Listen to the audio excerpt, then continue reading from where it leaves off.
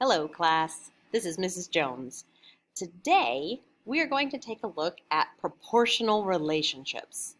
For our class, this will be a review, and you might be asking yourself, why? Why review proportional relationships again? Well, I'll tell you why. Because proportions have a very useful property. And this property is going to act sort of like a shortcut as we solve our real-world problems with taxes and percentages of increase and other real-world problems that we're going to be tackling this unit. So, without further ado, let's remember proportions so that we can get to this very important property. Let's take a look at this relationship right here. The relationship between the time spent hiking, our x value, and the distance traveled, our y value, is a proportional relationship, as shown on the graph. Okay, this is a proportional relationship. It is a straight line starting at the origin. Okay, and let's take a look at this on an x and a y chart, as well as graphed. Now I'm going to fill in some numbers here based on these dots.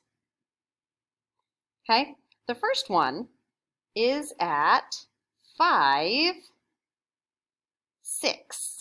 Now I'm going to skip, I'm going to go right here. 5, 6.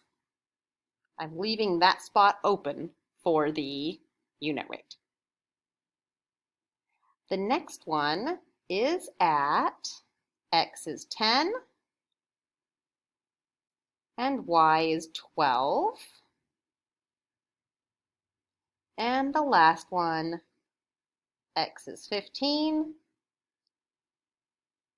y is, counting by twos, 18. There. So this proportional relationship has these numbers in our x and our y column. Now we did leave this spot blank because I wanted to know the unit rate. The spot that was 1, and then this will tell us the unit rate right here. So let's take a minute and solve for the unit rate. Okay, I'm ready to find the unit rate. To do that, I'll be finding my constant, y divided by x, for each of these ratios. Okay, so first one, I'm going to say 6 divided by 5. And this is going to give me a decimal, and that's okay. Now, if this is a proportion, I should get 1.2 every time, right? It's working out so far. 10 divided by 12 is also 1.2. And 18 over 15 should also be 1.2. Let's double check. Yes, that means that for every 1 hour traveled, we should go about 1.2.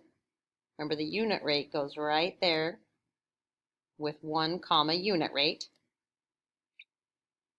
So this is a proportional relationship. If I travel 1 mile, so 1 mile right there, 1, 2, 3, 4, 5, then I've gone 1.2 miles. Well, great. This is a proportional relationship. We knew that by the graph. We know that because all of these ratios are equal, right? That's our definition of a proportion. But let's explore that definition a little bit more. For something to be proportional, that's a verb we use to describe things. When we describe the time and the distance, we describe it as proportional. It must have the same ratio. Well, yes, it does. Another way to say that is a proportion, noun, is 2 or more equal ratios. Yes, we have lots of equal ratios over here. Now, for today's lesson, we are going to be representing these ratios in their fraction form. Okay, and to do that, I'm going to need some colors. Ha! So now I have color-coded two of my ratios. We know they are equivalent because we found their constants. So let's write them like fractions that are equal to each other. Now the trick to this is that we need to have the x's in the same spot on the fractions. So our x value in this case was time. So I'm going to label the numerator time. And the numerator on this side is also going to be time. Oh, let's make those lines go a little bit farther. There, looking good. So for our first ratio, the time spent was 5 hours. For our second ratio, the time spent was 10 hours. Now let's do the denominator of these ratios. And this will be the distance. Again, I'm labeling both denominators. Distance. Our first ratio said that if the time was 5 hours, the distance was 6. If the time was 10 hours, the distance was 12. All right, we're going to use this fraction, and I'm going to color code it so my notes are easy. Pink goes here. So this is the same thing as this. They're ratios written in different formats. Blue goes here. We're going to use these equal ratios to prove a property of proportions. Let's turn the page. Here's the property of proportions that is going to help us as we solve problems. A property is like a rule that works every time. So I'm going to write that in here. Whenever you talk about a mathematical property, it's a rule. It's a thing that works. So this says the cross products of a proportion are always equal. Woo, that was a lot of big words. Let's break it down. Cross products, okay? We know that the word products means you multiplied.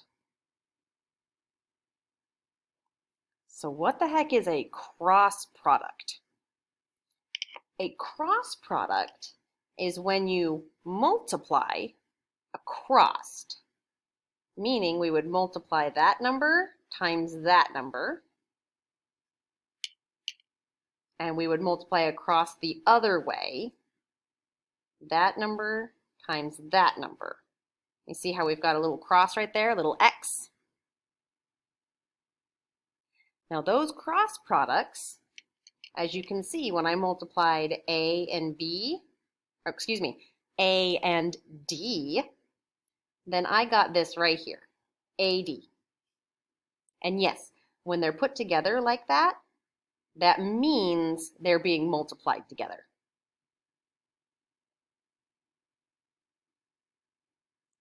Okay, so A times D is going to be equal to C times B. Ooh, that is a lot of letters and rules.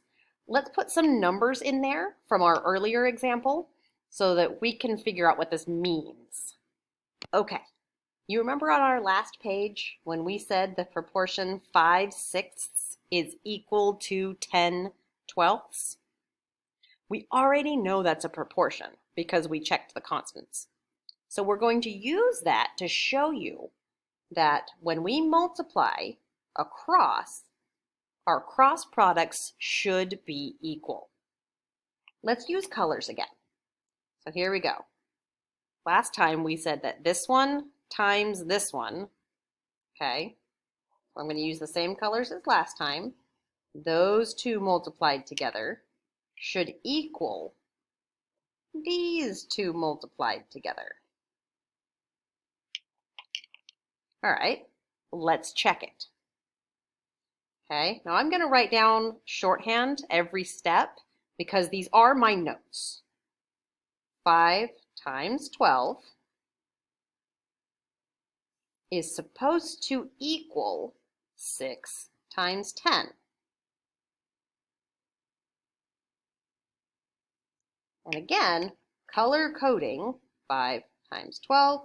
That way when you come back to look at this later, you'll really see where things went. Okay. Now, let's double check and make sure that this is true. Here's my calculator so you know I'm not cheating. 5 times 12 equals 60. 6 times 10 is 60. This rule works. We knew it would because it's written down and it's a rule. Okay, so we know the rule and it works. But why? Why do we do this? I'm going to teach you the first of the cool things we can do with this rule. First, it's a very easy way to tell proportional or not. It stands for proportional or not proportional. So, if I was to check proportional or not, all I would do is to multiply cross products, and they should be equal if it's a proportion. If it's not a proportion, they will not be equal. All right, so here we go.